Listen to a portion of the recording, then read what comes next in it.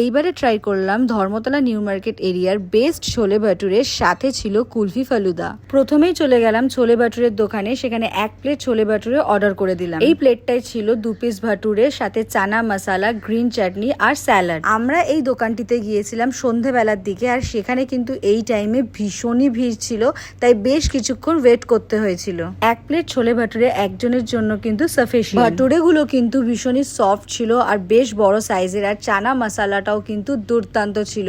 Green চাটনি আর স্যালাডের সাথে ছোলে ভাটুরেটা খেতে কিন্তু আমার এক কথায় ফাটাফাটি লেগেছে। তোমরা যদি কখনো নিউ মার্কেট ধর্মতলা এরিয়ায় যাও তাহলে অবশ্যই কিন্তু এই দোকান থেকে ছোলে ভাটুরে খেও, তোমাদেরও ভালো লাগবে। আমি কিন্তু নিজে খেয়ে বাড়ির জন্য প্যাক করিয়ে নিয়েছিলাম। দোকানটার নাম হচ্ছে পাঞ্জাব স্ন্যাক্স। দোকানটা রয়েছে হক মার্কেটের এক্স্যাক্টলি উল্টো দিকে। মেনু কার্ডটা ভিডিওর মধ্যে শেয়ার করলাম, তোমরা একবার দেখে নিও। আর এই দোকান থেকে চলে গিয়েছিলাম আমরা সরাসরি এই ফালুদা কুলফির দোকানে, যেখানে কিন্তু খুব ভালো ফালুদা কুলফি পাওয়া যায়। বলতে পারো নিউ মার্কেট চত্বরের বেস্ট ফালুদা কুলফি এটাই। আমি এর আগে বহুবার এই দোকান থেকে ফালুদা কুলফি খেয়েছি, আমার তো ভীষণই ভালো লাগে। আর তোমরা যারা যারা এই দোকান থেকে অলরেডি খেয়েছো কমেন্টে কিন্তু জানাবে যে তোমাদের কেমন লাগে।